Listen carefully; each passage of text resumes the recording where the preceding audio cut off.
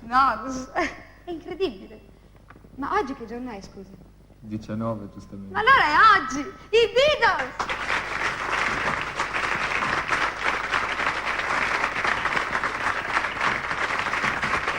Ah, mi avete ingannato, eh?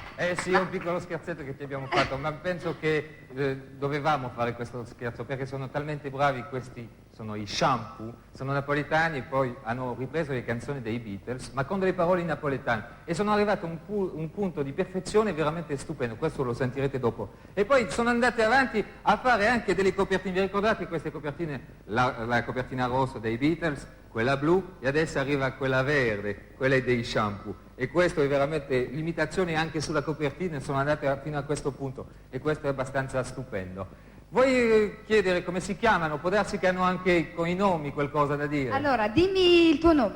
Paul Mancart. Mancart. Mancart. E tu?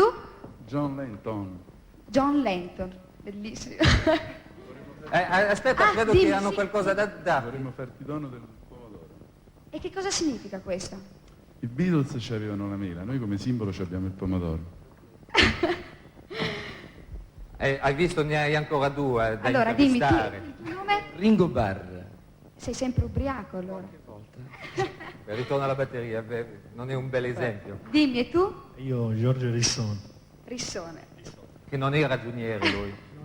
E la canzone che cantano adesso si chiama She Loves You, in inglese, cantata dai Beatles, ma dai Shampoo si chiama Si è lato tu. I Shampoo!